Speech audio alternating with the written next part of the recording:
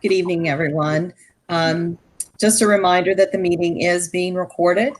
To please contact Anena or Melanie if you or send a chat message if you're having any technical issues. You should have gotten a reminder email today that has our cell phone numbers if you need to contact us. So you can mute and unmute yourself using the small button at the bottom of your screen that looks like a microphone. We do ask that you remain on mute when you're not speaking to reduce the background noise. Staff may mute you if there's a lot of background noise coming from your line, but everyone has the ability to unmute themselves. So feel free to use the chat function to send notes. Please be aware that it does send notes to all attendees, and you can't send a message to a specific attendee using this technology. We ask that you announce yourself when speaking. There are a lot of attendees on the call, so if you would like to speak, we ask that you take a piece of paper, fold it like that, and hold it up. People are always welcome to speak as they want to, but sometimes it's easier if we try to sequence people by using paper.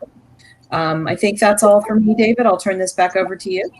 Okay, two additional council members. I saw Dr. Wiedner and Dr. Herrera Scott. So good afternoon. Thank you all for joining. And then I also see Debbie Kuchka-Craig. So again, good afternoon and thank you for joining. Dr. Haft, could I invite you to make some opening remarks to set the stage for the conversation that follows, please? Yes, certainly.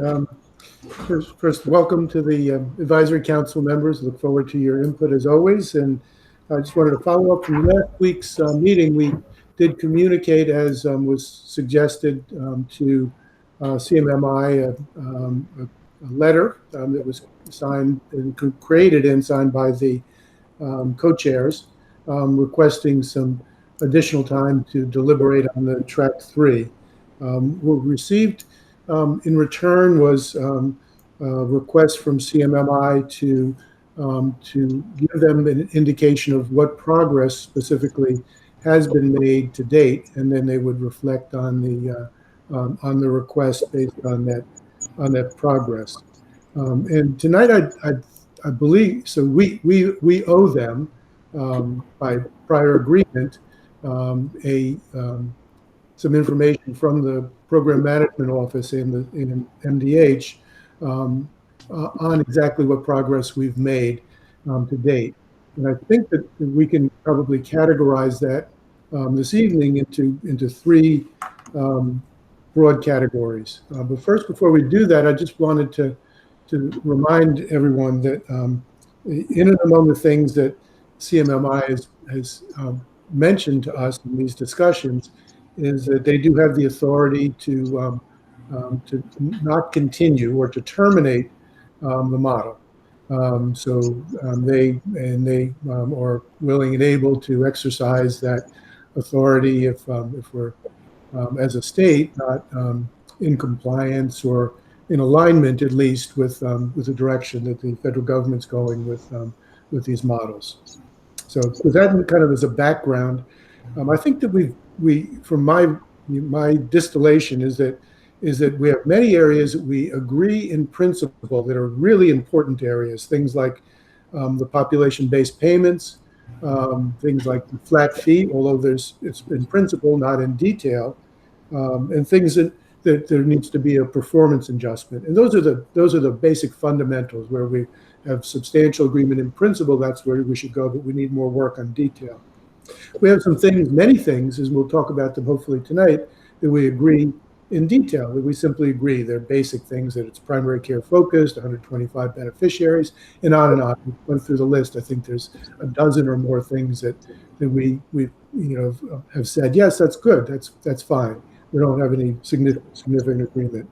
And then there are things that really are not able to be transferred in the third category. They're not able to be transferred to a state model like ours because we are unique. We're not primary care first. And things like we have care transformation organizations. We have FQHCs in our program. We do transitions from one track to another. We have the state health improvement goals that guide the entire state quality measures. We have the PMO and CRISP and our advisory council. And those are all unique to the state. And we certainly don't want to change those. They just need to be woven into the fabric of what a new model will be. But I think our work tonight, and hopefully it'll be quick, it'd be wonderful to be able to send everybody to dinner early, is to just go through the list and see where we can say we agree in principle, but we still need work, or we completely agree, or these are things that are unique to Maryland that just simply have to stay. Okay. Thank you, Dr. Haft. Dr. Riedman, we've lost visual on you. I'm not sure if that was by design or accidental. Are you still with us? Sorry, I was waiting for a call from another physician, and he called right then. So yeah. I missed the end of what Howard said, but I caught the first part of it. So hopefully I won't repeat too much of what he said. Yeah, no worries. Thank you. We are turning it over to you for your remarks at this stage. Okay.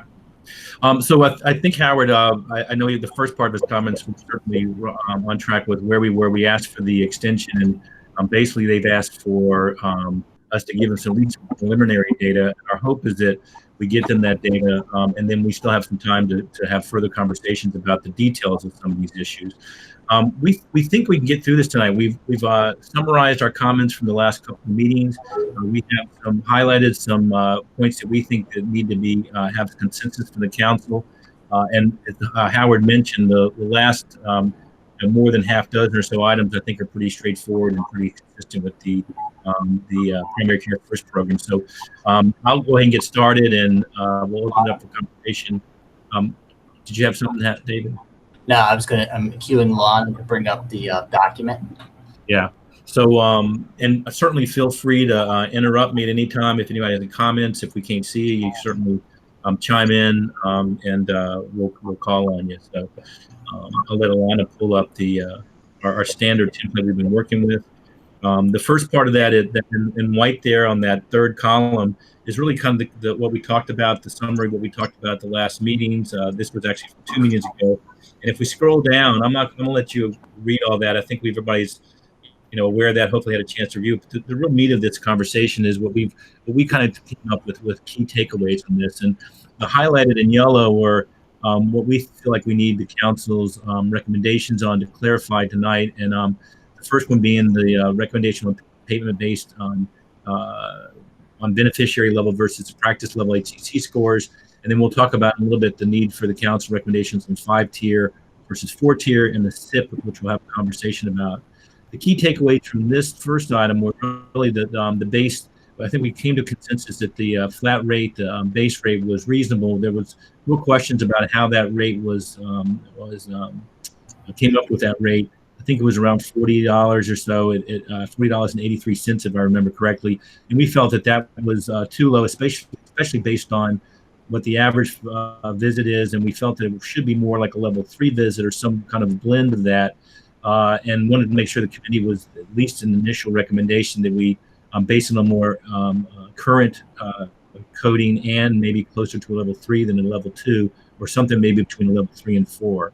And then complete financial modeling to inform the payment levels, which we talked about also. So I'd like some comments on that and whether everybody agrees with those comments before we move on. So I'll open it up to the floor for that. Okay, so how about I invite Dr. Barr to weigh in, please. The mute button kept appearing and disappearing. I apologize. No worries.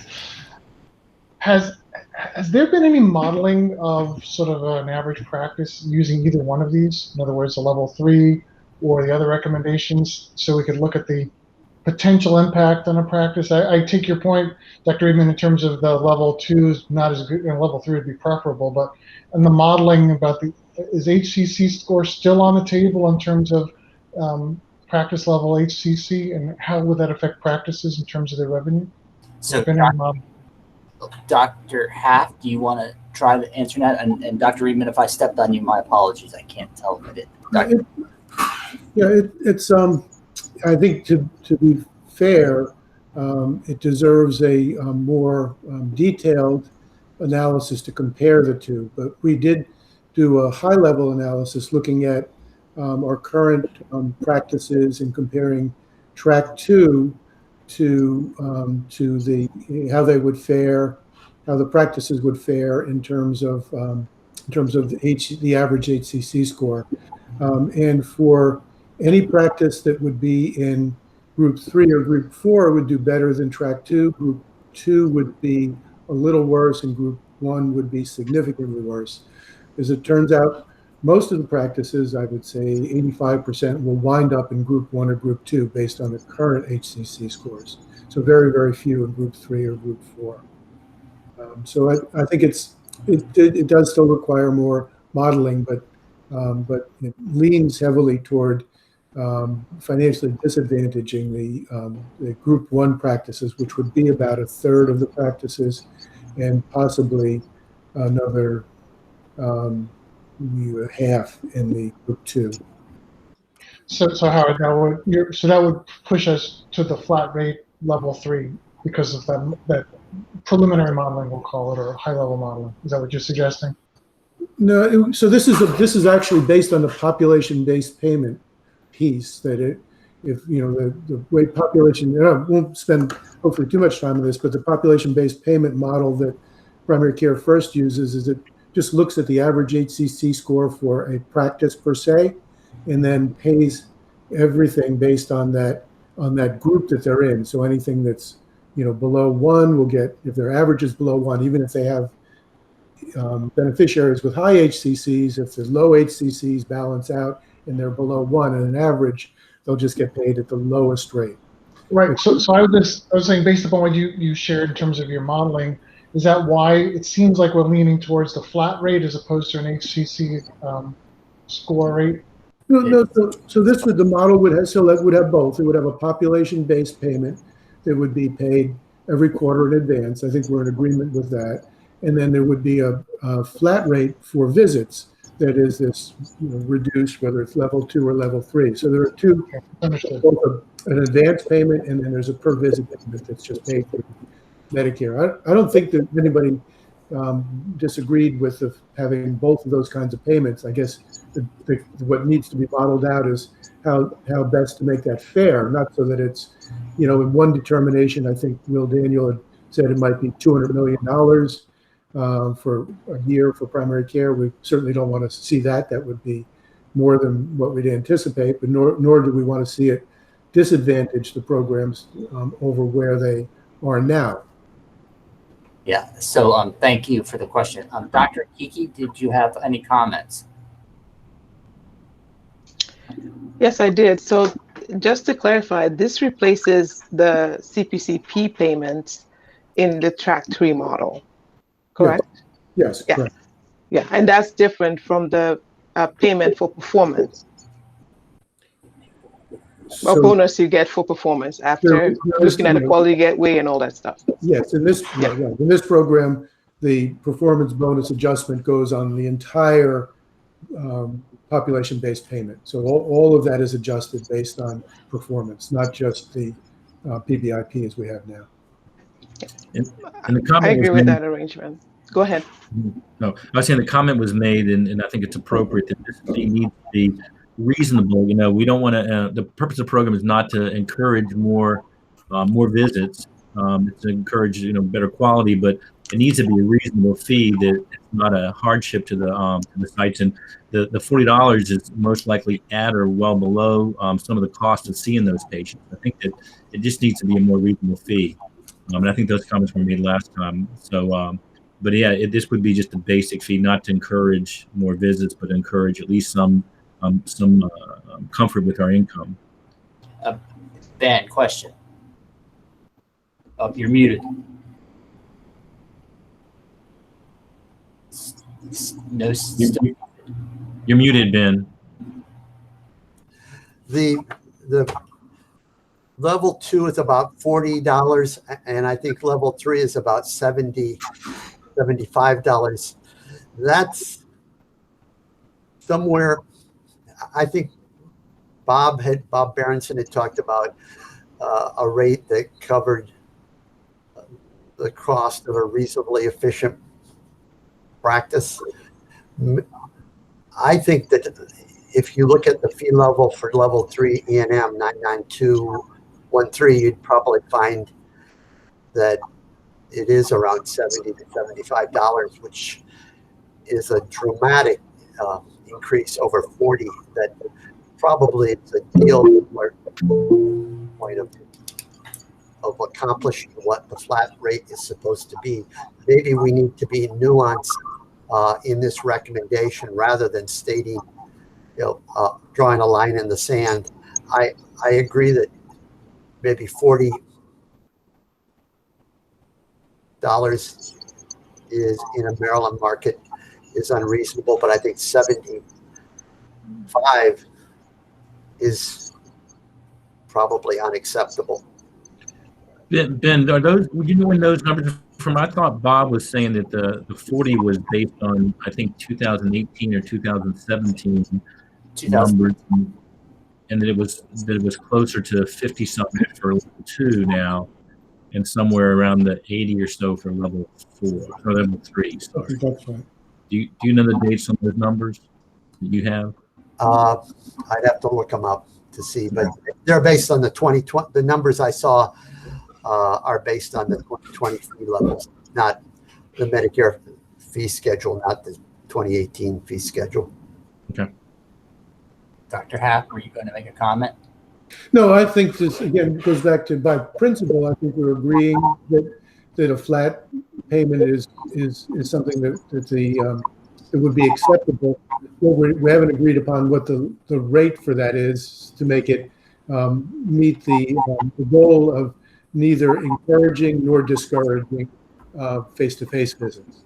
Yes. So no, I was going to say, and I think what we can feed back to CMMI is that with the committee's approval is that we feel the committee feels that the $40 is too low of a number for that basic fee, and that we have plans to model it out and look at a more reasonable fee that we think should be higher than the $40, and maybe that's the way to at least in our initial presentation to CMMI could be along those lines.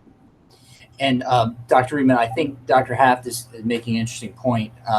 Since we're tonight a bit more focused on the issue of alignment, maybe we could just invite if there are any other comments that folks would like to make. What I think we're hearing is that there's an agreement that there should be a population-based payment, and that we're agreeing to a flat fee visit. And we'll come back to figuring out what the detail looks like, but to continue moving forward so we can make some notable progress here tonight. Are there any other council members that wanted to make a comment that at this time? And while you're thinking, I would welcome Dr. Pham to the advisory council meeting as well tonight. Okay, I suggest we keep moving. Okay. All right. Scrolling down to the second number 2 on our list there, Lana. Again, I'm going to I think everybody hopefully has had a chance to read what's in white. There you go. Read what's in white and all, and so I'm not going to go through that unless anybody has any comments on it. But if we scroll down to that next page where it has the key takeaways under that item. Basically, the takeaways from our previous meetings was that we agreed that should be a simplification of the formulas and a reduction of the administrative burden, define appropriate risk levels based on practice communities, incorporate graduated risk. We had talked about and include referral rates for measuring of cost savings.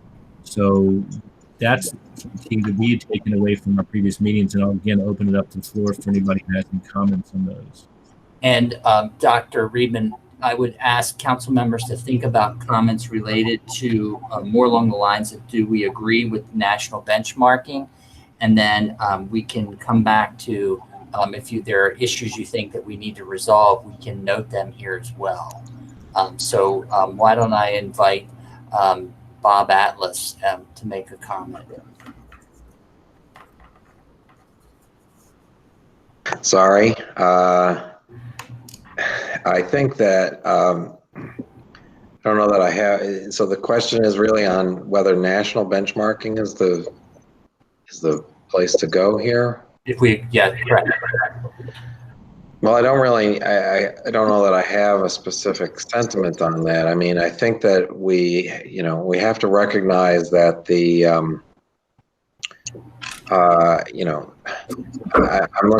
if I may just kind of make my comment kind of at a higher level, which is that, CMS wants us to adhere as much as possible to the concept of primary care first.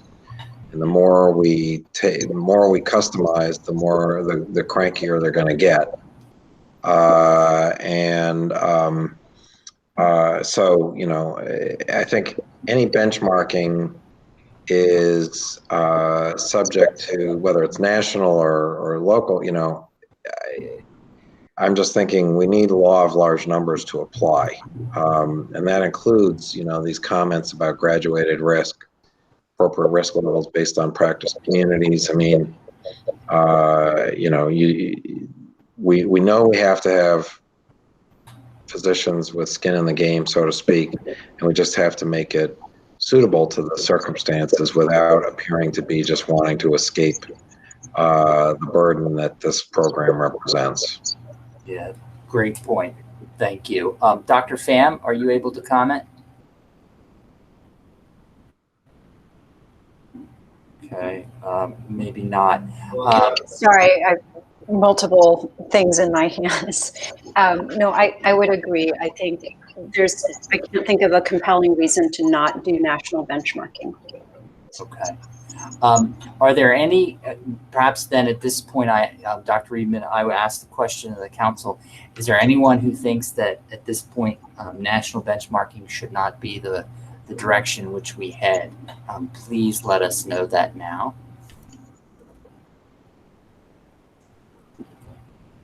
Okay.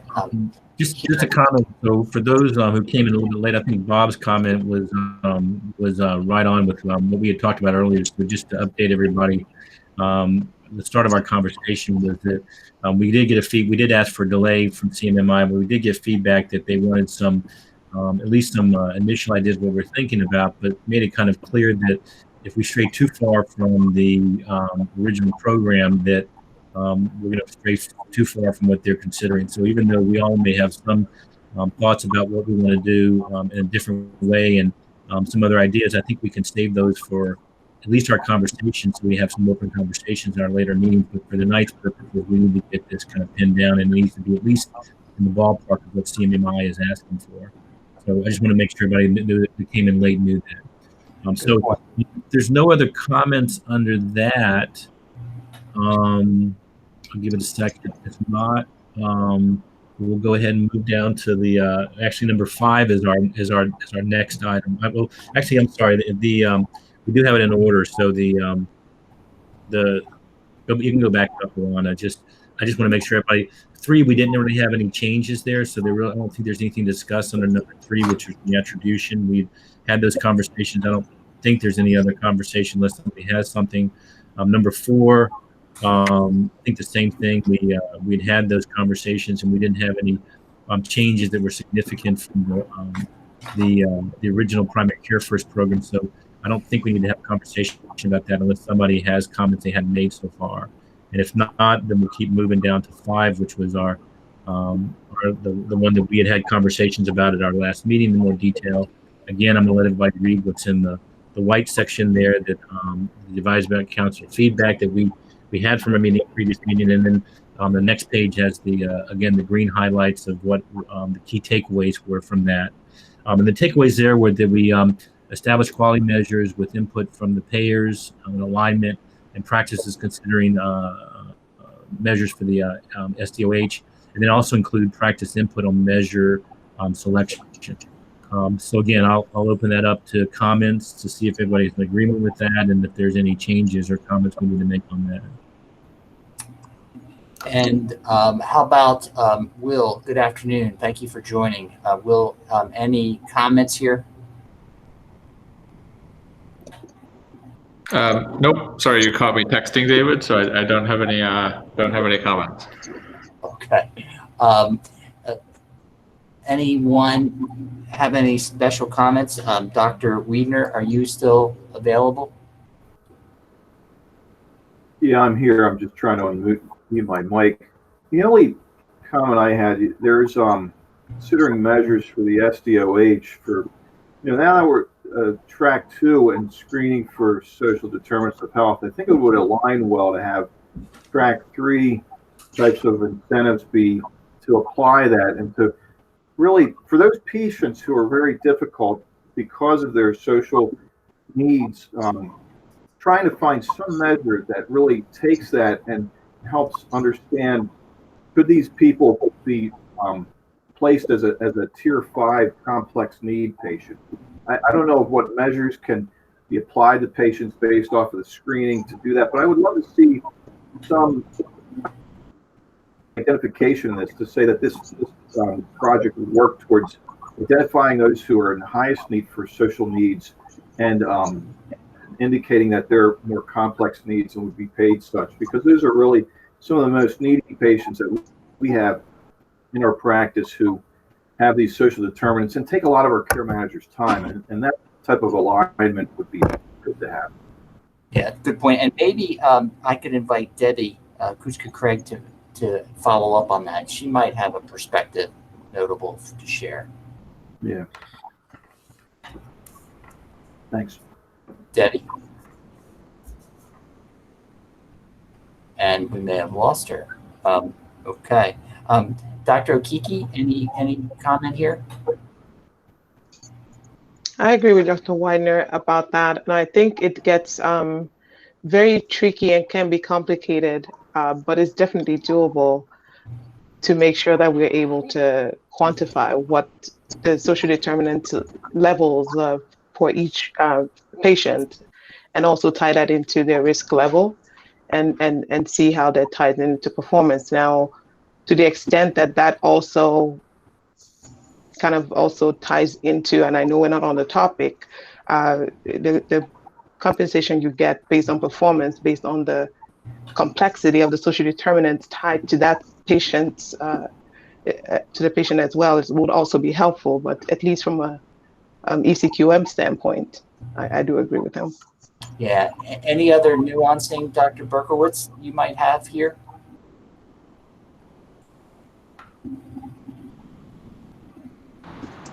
No, I don't have anything to add. Thank you. Okay.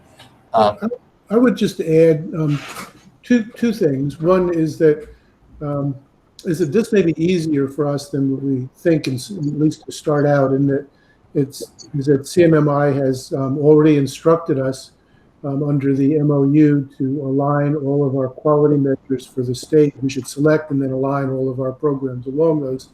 And under that MOU, we've selected 2 of the 3 already, and they are diabetes and substance use disorder. So those are, one of them aligns with the primary care first, the other doesn't. But I think the message here is that we've already been told specifically that we should create our own quality alignment for the state. It should be statewide. So I believe that would be the simple answer back to this. Yes, we certainly do want to have quality measures, and we want to make them align across the state, and we've already been told to do so. And Dr. Haft, so then perhaps then we take these comments and apply them broadly to the next one, which is risk groups 3 to 4. Dr. Riedman, are you in agreement with that? Mm-hmm. Yeah. Okay. And Anani, if you can hear us, can you try to reach out to Debbie? She's having some trouble connecting with us. Okay, so I think we're, Dr. Riedman, if you're comfortable, we could keep going. Okay. David, this is Scott. I'm sorry, I said no comment before, but I want to echo Howard's point, though, both about trying to align among the measures and trying to align among commercial measures as well, to the extent that both within the state and among other payers, we can get more alignment. I think that should remain a goal. Exactly. Yeah, good point. Alana will capture that. Melanie, did you have something, Melanie, from Debbie, or? I don't at this time. Okay. Okay. I think Debbie said she wanted, her chat note said she wanted to see alignment. So I think that's connected with Scott, with what Scott just said. Okay. And, I'll just add, I agree. And I'll just add that, I think we're all more increasingly sensitized on the topic of health equity. and if we can be mindful of that as we think about how we approach this, and that, you know, I mean, one way to look at it is the patients do come with different social determinants, and you want to kind of adjust for that. But we also want to flip that on its head a little bit and talk about, you know, increasing interventions for those who have those high social needs. Absolutely. Great point. Oh, Dr. Barr. And then On that point, because we mentioned social determinants, what's the mechanism for this program to collect the data to do the analyses that we need to know, we need to do to understand the challenges and where resources need to be put to achieve equity? Dr. Haft. Yes, Michael, thank you. I didn't plant that question with you, but I'm glad you asked it. So we are collecting social determinant information now, and we do it both by interview with the patients as a part of the requirement of the program, and also collecting down to at least to the census tract level social determinant data out of available data sets. We've created a framework together with our colleagues at CRISP to, once those social needs are identified, to do linkages to community-based organizations and direct bi-directional referrals. Admittedly, that's in its nascent stage. We do have a number of partners, community-based organizations, some of them statewide, that are partners in that. But we're intentional about building that network and using CRISP as our partner, and we anticipate also 211 joining as a resource. So we're on the train has left the station for exactly what you're asking for. It'll just take a little bit more time, but by time this rolls out, 22, 23, whatever that is, I think we'll have much more developed in that regard. Is anybody using Z codes, or is that part of the conversation? Yes, I know some health plans are doing that. I know it's an initial. I know we're trying to reduce burden, but this is an important issue. Yeah. Oh, it is. And Z codes, I think some people are using them. They have well, we'll get too far off the road here, but you know, I think they haven't been linked tightly to reimbursement. So I think it's people are looking at, I believe, more work, nothing to show for it. Exactly. That's why. Okay. Alana, do you want to scroll down a little bit? Mike, Dr. Reedman, back to you.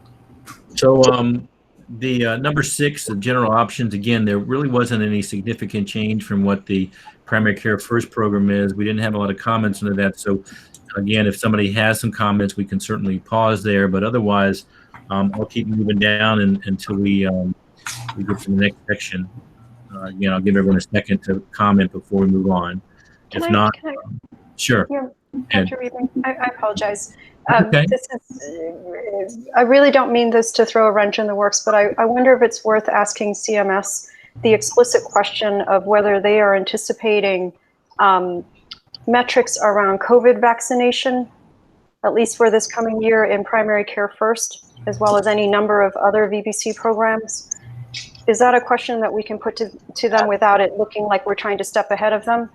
I think we can add that as a question for CMI. Good question. Yeah. Thank you, Dr. Pham. Okay. Anything else before we move back down the list? So we were on number 6, and I don't think there's any comments on that. It didn't sound like. So we'll keep moving down to the 7th item there, which is the seriously ill. So we need to, I think, have a conversation about this one tonight, about the a separate SIP versus a complex tier 5. We had some initial conversation about it at our last meeting about what exactly that implied, my understanding was that basically there's a question about whether SIP, which might be a separate physician seeing those SIP patients in a very complex setting, versus the physicians who are already seeing those patients doing a complex tier 5 for those patients. And there were some comments last week, I think, about whether my patients should be seeing someone else that are seriously ill while they're in that program, then come back to me.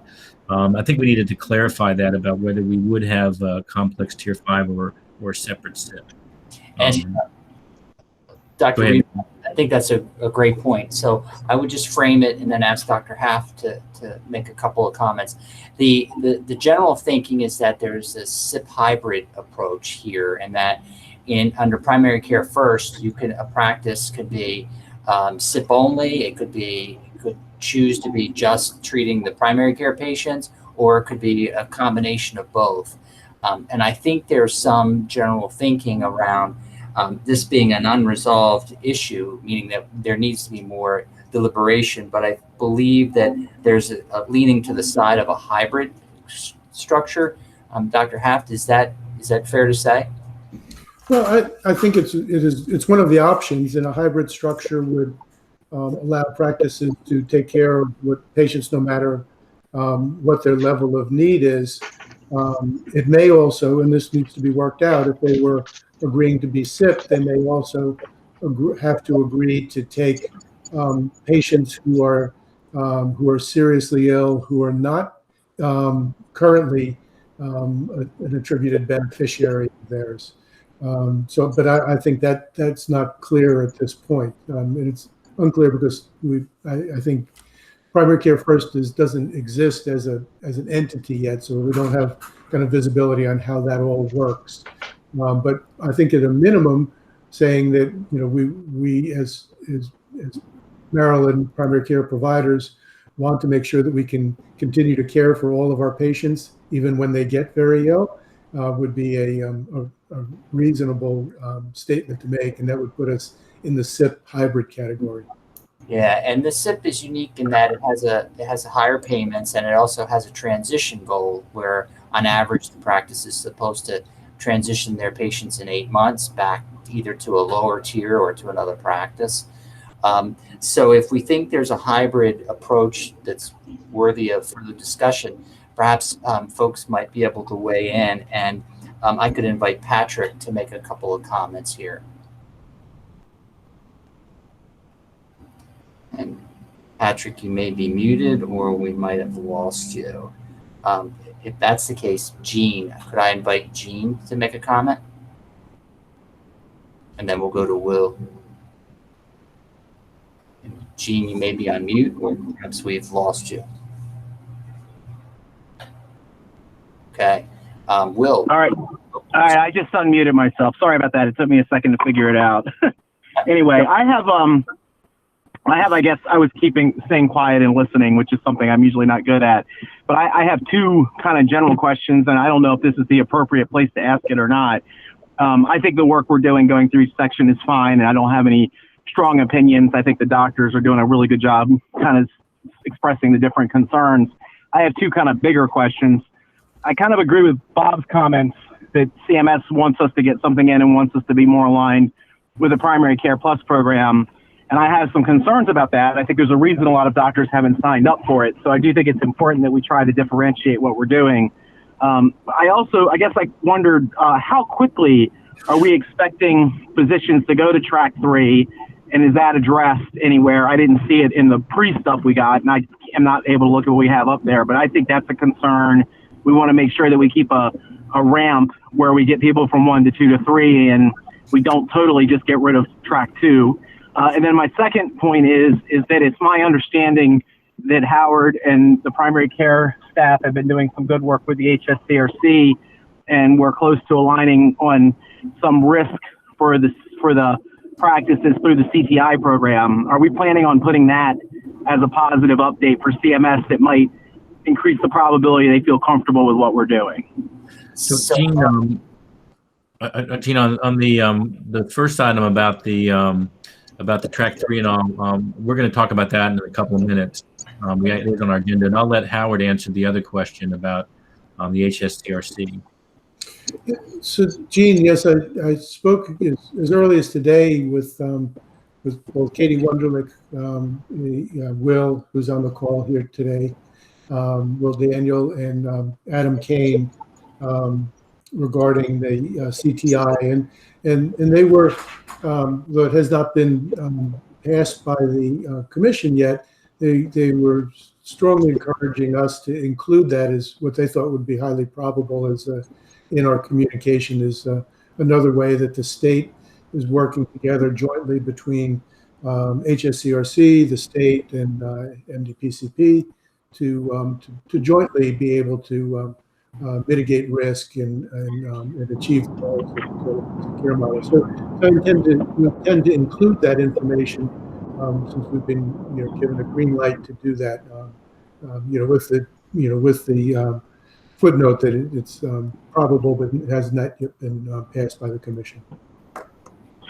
Right. Well, thank you. I think that's great work, Dr. Haft, and I'm really glad you've been doing it. And I want to thank the HSCRC too, because I think if we can include that in there, it's really helpful because it shows that we're aligning with the HSCRC. And of course, the HSCRC has been working with CMS since 1977 on this stuff. So I think if we can go in there with a unified front and a unified plan, it might give us more time to work through some of the complexity of track 3 and going to because there's a reason that my doctors across the country, the physicians across the country have not been signing up for this program.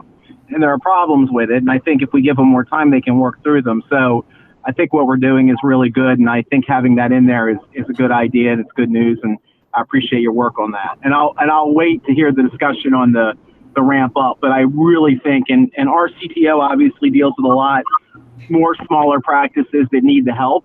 You've got to have a ramp up, particularly for small practices, because there's a bunch of the practices in our CTO would never be able to do track 2 when they first came through the door. And now they're going to be able to, but we got to have a ramp to get them. You can't throw them in the deep water and tell them to swim. Yeah. Thank you, Gene. Will, and then Dr. Okiki. So I agree with the highlighted text, right? I think that the SIP track for the program would be very good. I guess my only comment on it is I think the characterization of it as focused on care for complex or seriously ill patients at least misses the emphasis that I took away from the RFA and others. Like I think Dr. Matt talked a little bit about it. It seems like the seriously ill track is focused on people that do not have a strong relationship with a primary care doctor, therefore do not get attributed under MDPCP and have fragmented care across multiple docs. And the purpose of the seriously ill track is to pull them into sort of a locus of care. And I think that's a gap that's missing elsewhere in MDPCP and patient care first. And I think it's important. I think that direction is consistent with everything that has been said thus far. I guess I'm just making a comment. I don't think that we should characterize it as focus on care for complex patients where we already have a complex tier, but rather on people that are sort of fragmented across the delivery system. Good point. Thank you. Dr. Okiki. Yeah, my comment would be we would be open to now having the CTOs have a third package. We have the 50%, 30%. Would they be allowed to have a SIP package, so that that way the provider has the opportunity to still work and leverage resources across their practices? Something we should consider. Dr. Haft? So I think that would be something that we could offer. They certainly under the primary care first model, it allows for independent organizations to basically assume the care of these individuals. And as Will pointed out, it's not just simply seriously ill. It's people who have seriously ill based on they have high HCC scores between 2 and 3, fragmented care, and that they see multiple providers, that they have multiple ED or hospital visits in a prescribed period of time, and that they also have can be characterized as having mobility or issues, that they need DME or other kinds of things for support.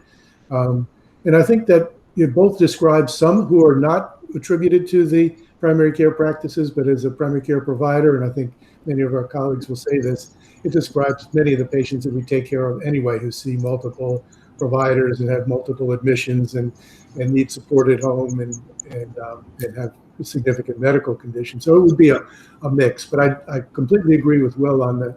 It is different from what we characterize as our complex care. Dr. Wheat. Yeah, I can understand with a hybrid model, I could see how SIP patients who tend to be very complex but are managed primarily from a specialist, like somebody on dialysis usually has a lot of their primary needs met by the nephrologist, the dialysis person. Somebody who's in oncology and is under chemotherapy, and maybe with some sort of hybrid model, you could characterize SIP patients as being in those types of realms where primary care is probably best out of that loop for a while anyway. And then, but really, we don't want to take away the complex people who I think primary care adds the value of coordinating their care. And so that, but it does remind me of, when do some patients who have complex needs really benefit from a specialist or somebody else managing their care across the spectrum other than a primary care patient? At least in my practice, it tends to be people getting chemo, people who are on dialysis. I'm struggling to think of other examples. But Dr. Haft, any comment here? No, I think what Dr. Widener said is true, with the exception of the ERCP patient, the end-stage renal disease patients would not be included in this program as it's configured now, and they're not in the MDPCP. But it's a good example. I mean, except for that particular peculiar exclusion, it's a good example of it could be somebody with as a end-stage cardiovascular disease needing a heart transplant or something like that. Dr. Reedman. I was going to say, so if there's no other comments on this, I think we kind of the consensus is a hybrid structure may be the best way to go.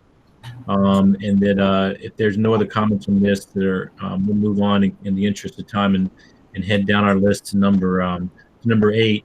And the number 8, really the only difference here is that that last sentence there about if you look at what the primary care first, the patient care first program is talking about versus for Maryland, obviously it would be Maryland only in this program, but then the inclusion of the pediatric co-located psychiatry and OBGYN, and we just need the council's comment on that, and that was kind of what we came up with. I just want to make sure the council's okay with that, and there's no comments on that. And Dr. Reedman, I think Dr. Wiener had a comment about the eligibility component. Am I correct? Yeah, I was just curious. Do we allow pediatricians, OB-GYNs, to be part of the MDPCP now? Are there anybody who is part of that existing or on track 1 or 2? Dr. Haft? So we have some OB-GYNs. We don't have any pediatricians, and I don't believe we have any co-located psychiatrists. So pediatricians, I think, is I think generally classed with primary care, and that's how they got in there. In order to get in, they'd have to have 125 fee-for-service beneficiaries, which doesn't usually characterize pediatric practice.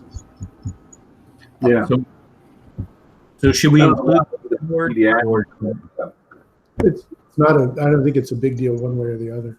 Okay. Yeah. So unless there's comments from the committee, then we can keep moving on and go with the recommendation that's there. We've discussed the 125 already. I think we had that conversation before. We already discussed it a little bit earlier. And unless there's a comment about that number should be changed, we'll keep moving on. I'll give it a second. The next one there is the same as MDPCP, so I don't think we need to have that conversation. The progression, the next one, the progression from track 2 to 3. We've already had that conversation. We just need to make sure that everybody's okay with that.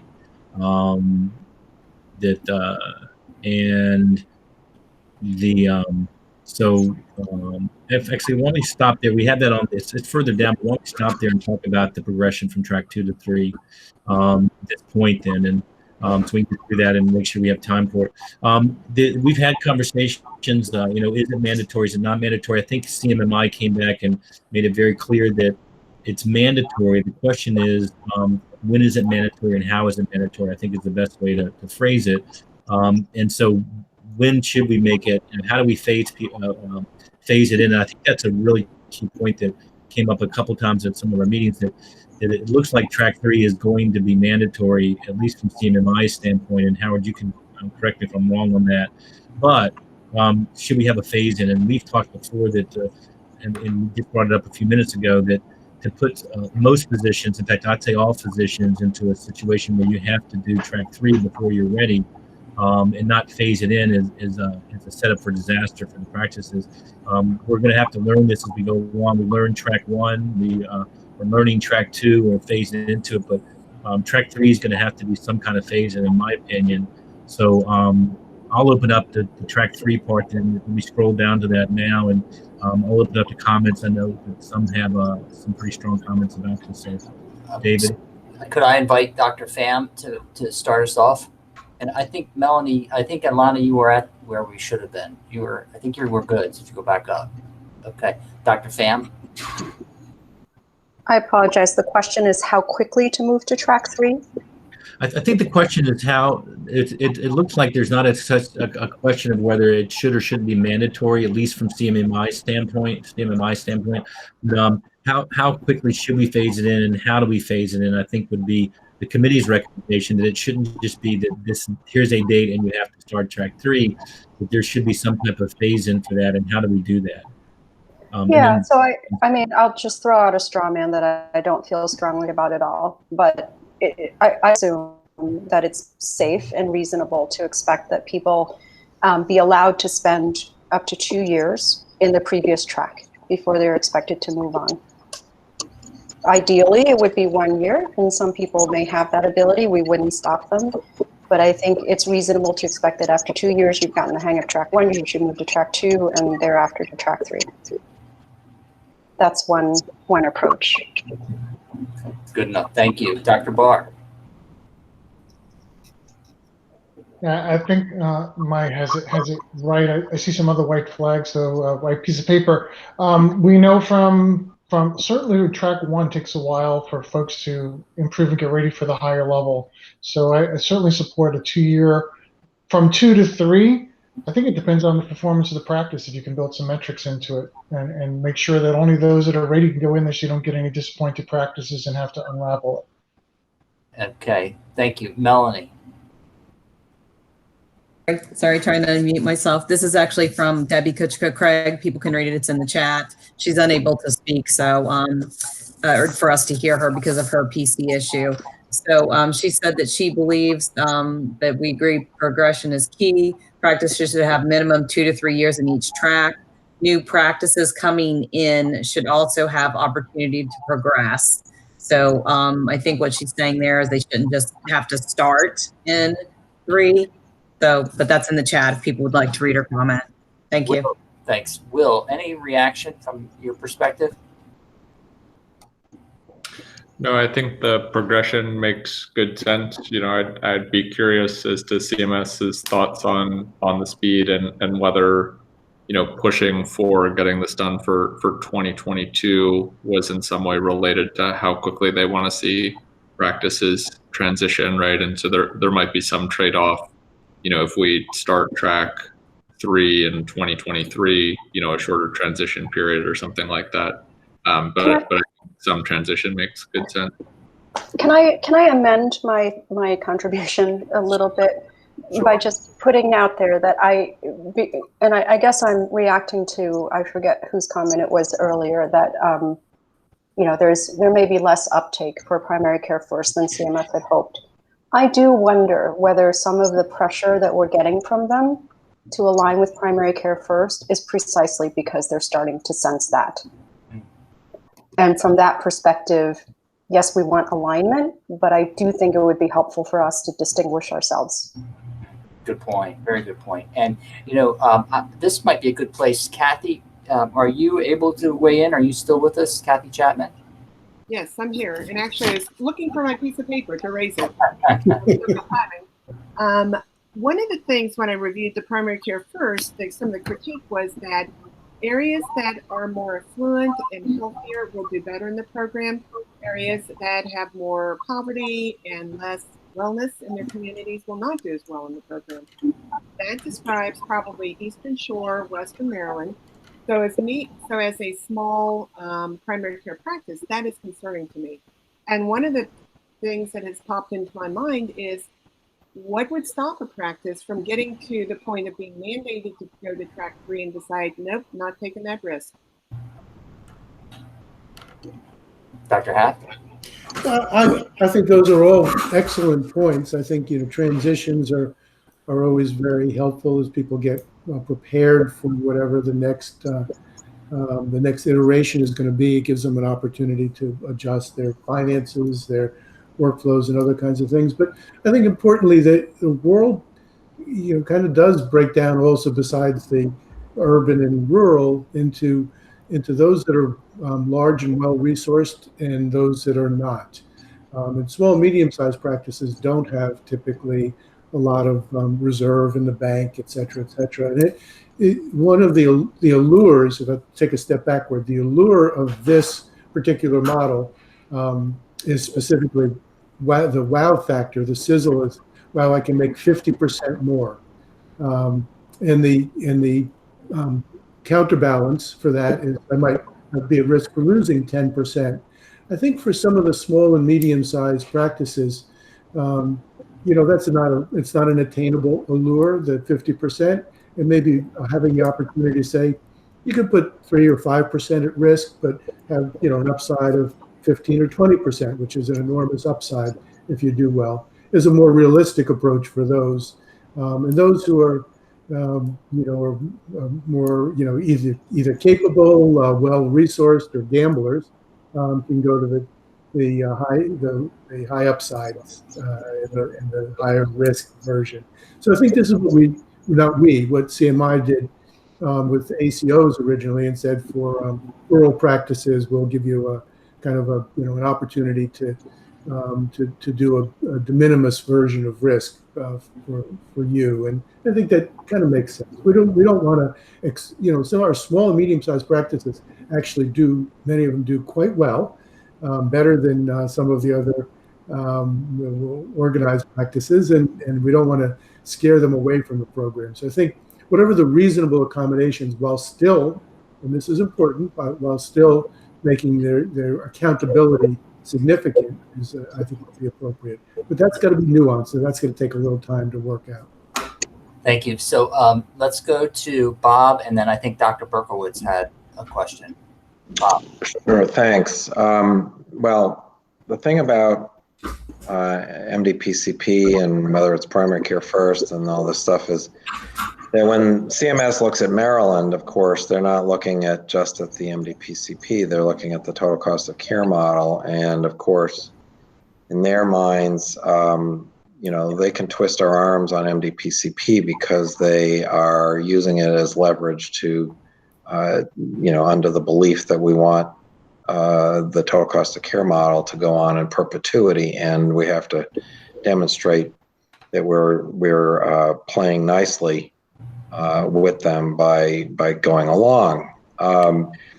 And to some extent we do have to do that. And by the same token, and so we need to think about this progression to track 2, track 3. I mean, I still don't know. I would love to see on a piece of paper, there's the time that there's different time references here. There's the time that a practice is in the program and how long they're in a track.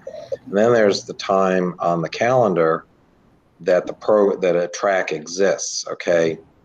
So, if a new practice comes in, in calendar 21, will track 1 still be available in terms of just the fact of track 1 being available? And will that practice have, up to 3 years or 2 years to stay in track 1? I think CMS wants track 1 to just be blown up. And so then the question is, when does track 2, how long do they have to be in track 1? How long do they have to be in track 2? I don't think CMS wants to see a lot of practices still being in track 2 in 2025. And they're going to be making the decision about the future of the model kind of in 2024. And so we need to sync these things up a bit.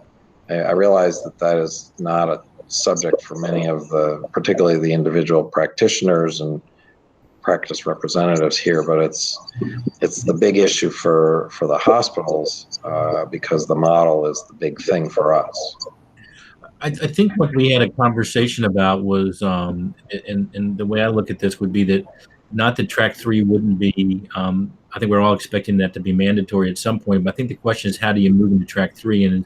And does track 3 mean that you immediately go from, a track 2 risk to full track 3 risk? Or does track 3 mean that the first year you go in, the risk is, 50-50 and then 50-60, 40-50-60, that's good.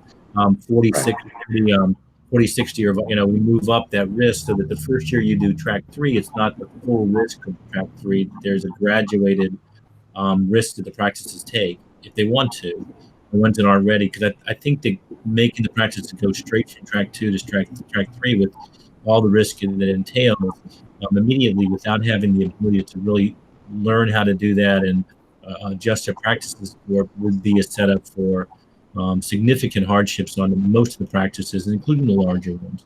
So I think it's not so much, I would look at it as not so much moving directly to track 3, but what does that mean when you move into track 3? Is it graduated? Is it, or is it all or nothing? And I don't disagree with that. I think that we should probably focus on, the nature of the risk protections that can be put in place, not just, the sort of binary track 1, track 2. That's not binary, but the rigid, discrete items of 1, 2, or 3. I think if we have room for customizing for Maryland, I would imagine that it's somewhere in this the risk buffering kind of arrangement, so that we can ease some practices in based on their ability to absorb the risk.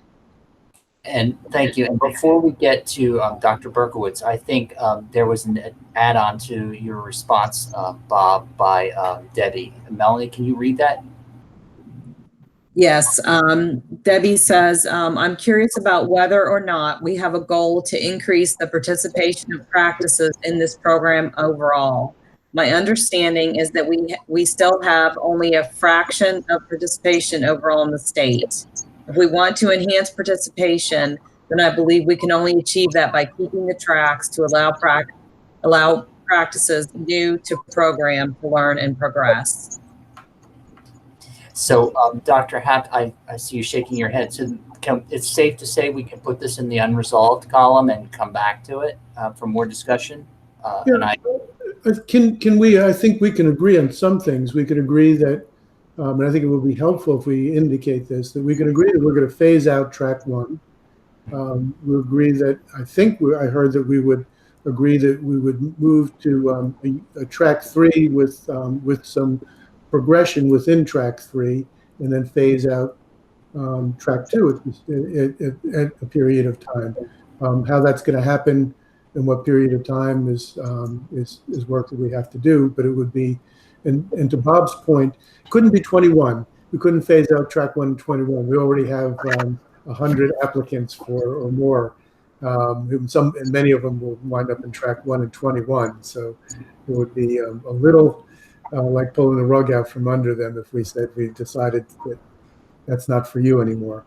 But we can progressively over the subsequent years phase out track 1. That would be, I think, clear. So I think we agree on, at least on that, on phasing out track 1 and eventually track 2. Yeah, I think Dr. Wiener shaking his head. Howard, how can you phase out track 1 if you want new practices to join the program? I can't imagine that they're going to join in a track 2. I understand that practices are going to progress from track 1 to track 2 to 3, but you're going to still have a track 1 available as long as you have as long as you're recruiting practices to join this, aren't you? Yeah. So there is a kind of a limiting effect that we, will have at the end of in 21, if we don't have all the practices counted, they have to go through the final vetting yet, but we'll have probably a little more than 600 practices, around 600 practices. We still have 2 more years of, or at least have another year of track 1 or open enrollment, and 2 more years of enrollment after that. So we may be getting just where it's not even the question is, are there any more primary care practices to enroll? There are some, but it's getting to be, that we've got nearly all of the primary care practices in the state now. Okay, good. Okay. So in the interest of time, if there's no other comments, I think Howard summed it up pretty well that, we obviously want to have some more conversations about what this means about transitioning track 3, but I think we're on agreement pretty much with what Howard said about the track 1, 2, and 3 transitioning, and it's a matter of how we transition and what track 3 really means. And if we can present that summary to CMMI, and then we'll have further conversations about how we might consider phasing it in. And so there's no other comments on that. I'm going to keep moving. A lot of the rest of this should be pretty straightforward. Dr. Just to note, Dr. Berkowitz had been waiting to make a remark. So go ahead. No, it's okay. Let's keep going. I appreciate the pause, but I know we're short on time. Thank you. Okay. So continuing down, the number 10 is basically the same. Number 11 was basically the same. Number 12, if the only difference here was in the first year, the NDPCP participant.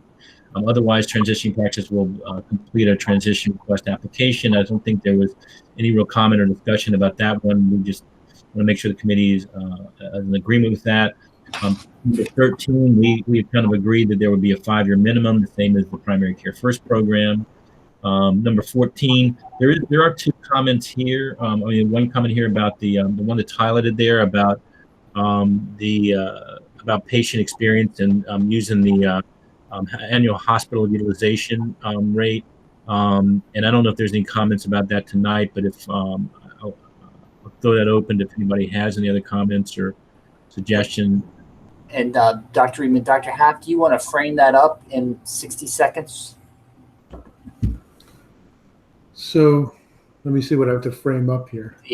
Help folks understand the acute hospital utilization metric and the thinking about how that fits or doesn't fit with the current thinking for track 3.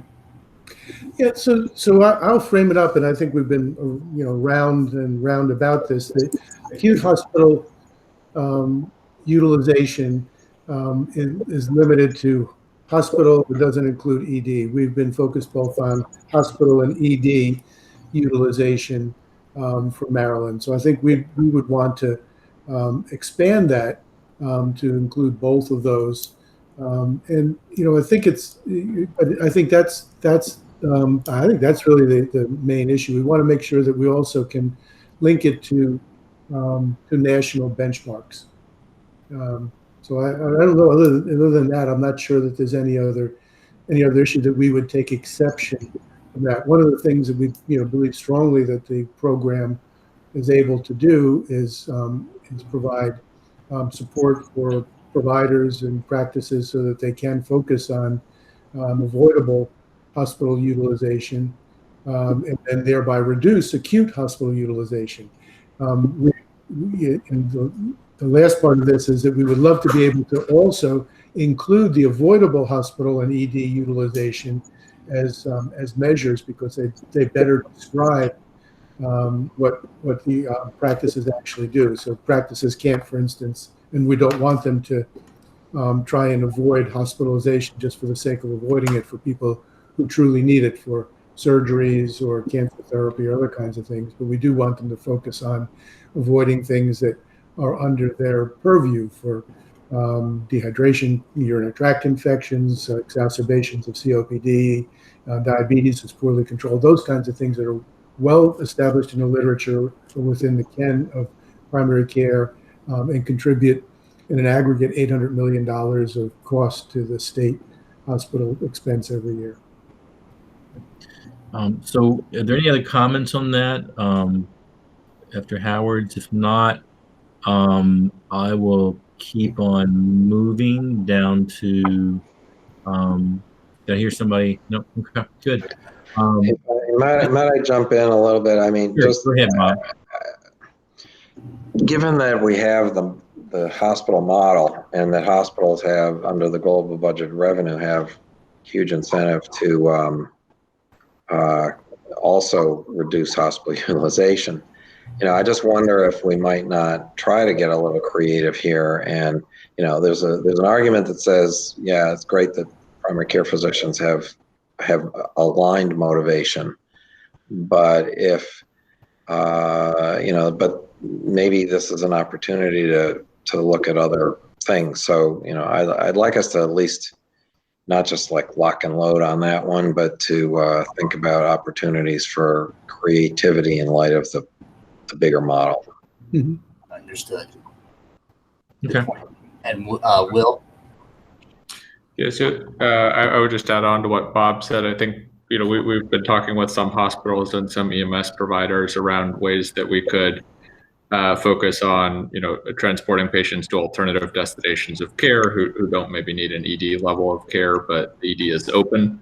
And, you know, the MDPCP practices have this sort of intention to provide, you know, expanded access to care. And so, you know, I think one of the creative things that we might be able to do is focus on, you know, for somebody being transported, right, if they need an alternative destination, that the primary care practice is the alternative destination that sort of marries the two models together. You know, that may or may not be a feasible option, but I definitely would endorse what Bob said in terms of trying to get creative around the measures there and the ways that we integrate those models. Good point. Kevin?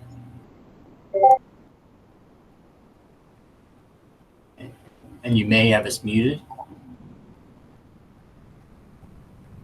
Okay, in listening to the conversation, it sounds like the avoidable hospital, the AHU measure, is going to be the heaviest lift here for the practices. You know, compared to the process measures and the patient experience measures. If that's true, should we consider some sort of strategy of weighting these different measures? You know, at least initially, kind of getting some experience with the AHU measure, seeing how well practices are doing with it, weight it lower than some of the other ones, and then as we develop experience, approach a more equally weighted kind of scheme. That's all.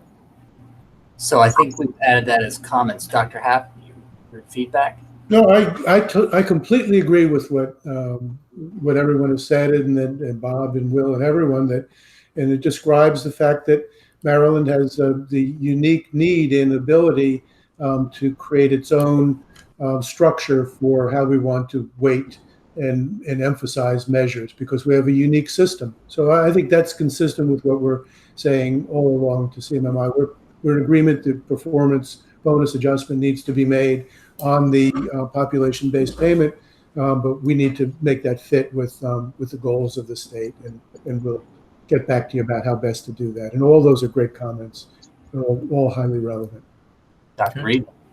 Yeah, I'm gonna then keep on moving. We're actually, I think, through the meat of our conversation. Hopefully, a lot of the rest of this is kind of the same as primary care first. We already discussed number 15 about the SIP, so I'll keep moving past that. And the learning network is basically the same as the primary care first program. Again, if I go through this too quickly, if someone has comments, certainly stop me.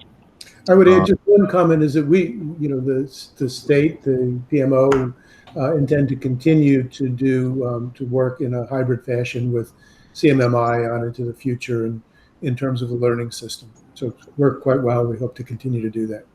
Great. The number 17, again, same as the primary care first program. That holds true for number 8 also. Pretty much the same. The number 19, the medical home, again, same as the primary care first program. The overlaps, same. And then really the last couple of items there, the 21, the track 3 required option, we had that conversation already, and we'll have more of that to come. And then track 1 phase out, we talked about that a little bit. Total cost of care accountability, number 23. We had those. I hope everybody had a chance to look at that. I'm not going to read through it, but if there's any comments on that, I'll certainly pause for it. And then the last one would, I'm sorry, the next and last one would be the CTO participation. And Dr. We have a comment from Will. Yeah, and I'll pause there for both of those comments because we have maybe some suggestions. And Will, you had a comment on those? I was just wondering if you could clarify on 23 for the total cost of care accountability. It says council recommended needed. Is that saying we need to include total cost accountability for the practices? It was basically this paragraph that we had come up with that we just wanted to for the committee to.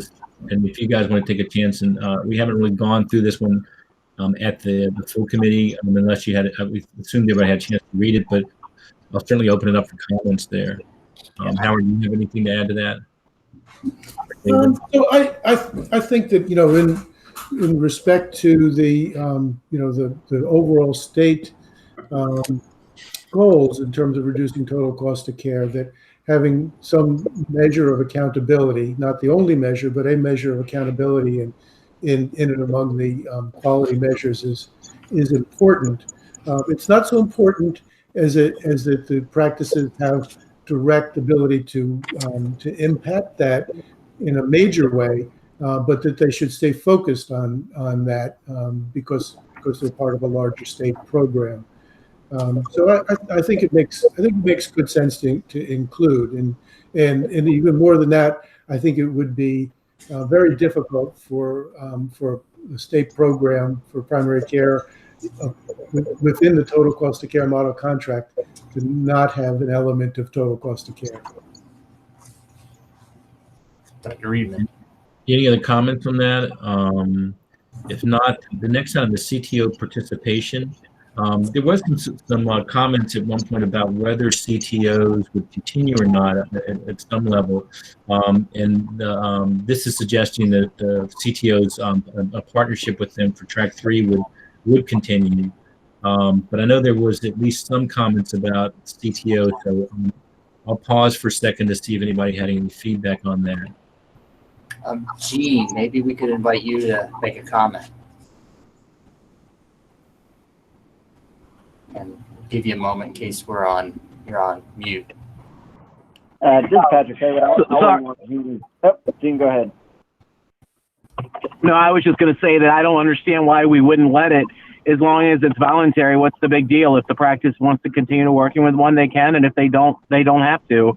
I think that's one of the good things about this whole program is you can either voluntarily decide to be in it or not be in it. You can voluntarily use the CTO or not use the CTO. It gives a lot of choice to the physician. Why would we change that? Understood. Thank you. Patrick. I was just going to echo Gene's comments. I think it also plays into some of the earlier conversation about the primary care practices and their ability to transition to a track 3. I know one of the values for the smaller practices, and I think Gene would echo this, that we work with, is kind of the CTO scope and what they are able to provide and assist those practices with, so they aren't kind of solely figuring this out on their own. And so I think, as the amount of risk continues to increase for the practices and the requirements increase, the ability to kind of have that partner working with them to help them through as they progress through the steps, I think will continue to be helpful. And to Gene's point, as long as it continues to be voluntary, and certainly the relationship may change over time as they go to track 2 and 3 and the services they need. But I think, having it remain as a potential option for the practices, I think continues to be a good idea. Dr. Okiki, thank you, Patrick and Gene. Yeah, I agree with Gene and Patrick. I think I see a comment in there that says, allow the practices and CTO to determine their own configuration. I think it would be nice for them to have some framework or guidance from the states and or CMS as to the rules of engagement in actually trying to negotiate that arrangement. I think that would be helpful.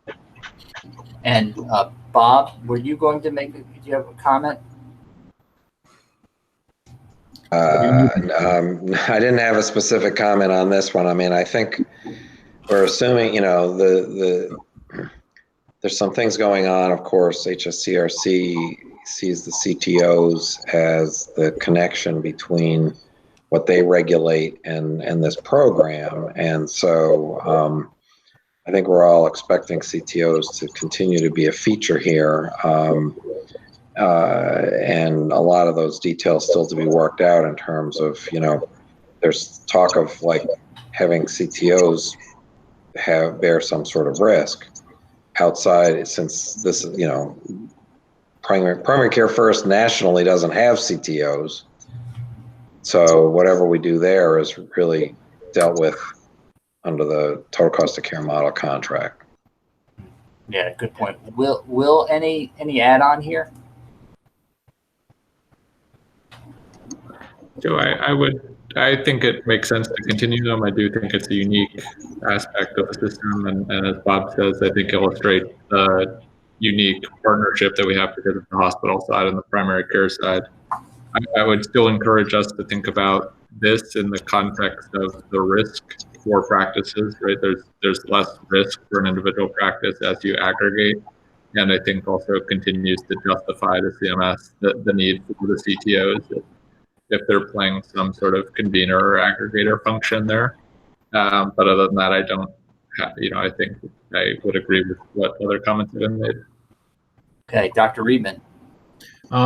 We actually are the number 25 there is, we've had that conversation. That's again about the track 3 and transition from 2 to 3.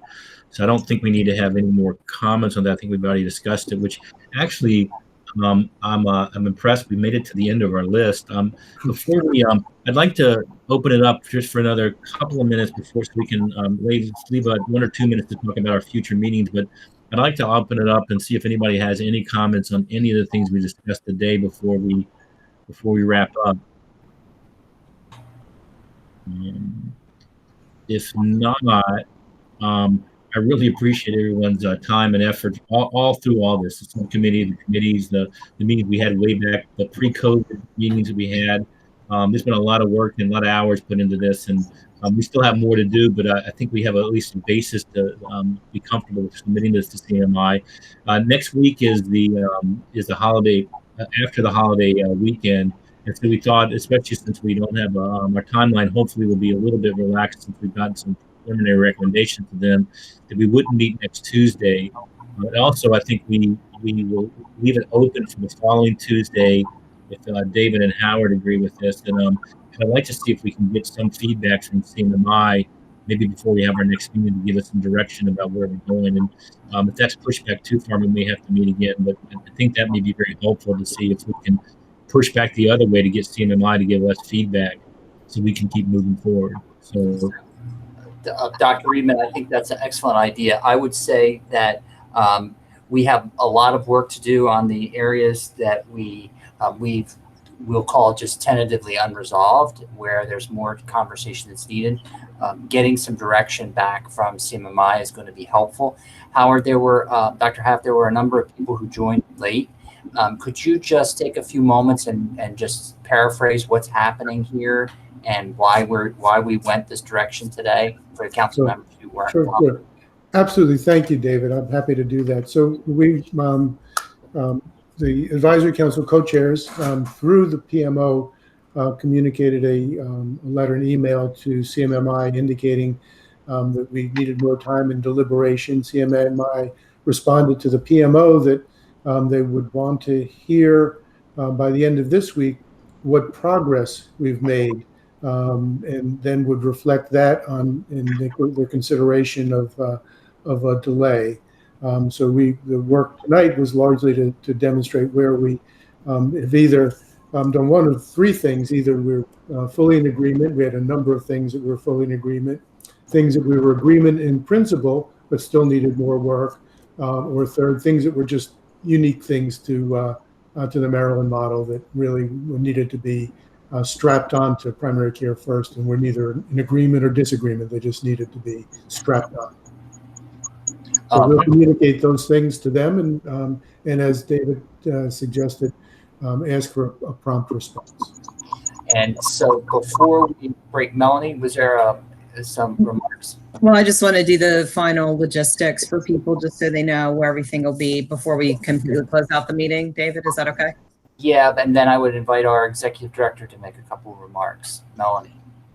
Okay, so just to let everybody know, they're on the there's an MHCC page that has all the meeting information, and we'll have the agenda. We'll have the meeting summary and the requirements table that was used for this meeting and notes taken during this meeting, as well as the recording for the meeting if anyone is interested in looking. So that'll be a history that's put up on the table.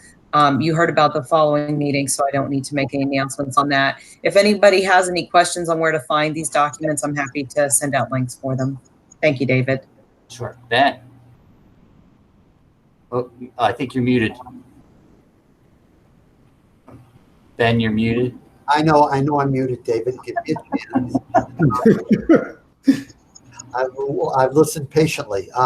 No, first off, I want to thank all the council members for sticking with this over this fast-paced review.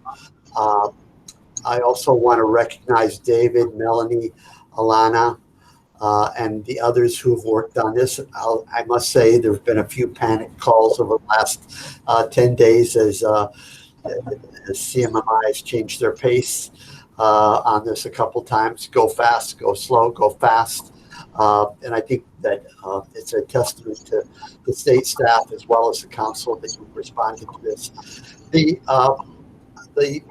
role of the CTO is kind of, I think, is as we think about how they might be linked back to this, to the low cost of care, I think is really important, because depending on how that all plays out, it may be less attractive for hospital-based CTOs to participate in track 3 going forward. So we, and I don't think it's going to be possible for small practices to succeed in track 3 without some sort of CTO arrangement. All that being said, let's also keep in mind that although CTOs don't exist in the other 26 odd states, creative practices have figured out how to collaborate and collaborate maybe on terms that are more flexible to the practice. But I don't think the practices that have reached those agreements are small. So we shouldn't be tricked into thinking that CTOs can be dispatched in this new model without seeing a lot of smaller practices and practices that serve particularly vulnerable populations based on geography or race, ethnicity from participating fully. So I think I'd really emphasize that we try to figure out a way, even as they may have to absorb more risk, can continue. So thank you all. Thank you. It is it's 6:30. We're finishing. I was hoping to finish 120 seconds early, David. That's an inside joke. But, we're finishing at 6:30, so I really appreciate everybody's input. We will get back to you as soon as we have some feedback from CMMI, and we will try to have another meeting, hopefully in the next 3 weeks or so, but we will let you know. Everyone have a safe and a happy holiday weekend. Hopefully you get to spend some time with your family in one way or another, whether it's virtual or face-to-face. So yeah. While we were waiting, talking, the governor opened up all businesses. So you youngsters stay out of the bars this weekend, because don't want to get any of this. Just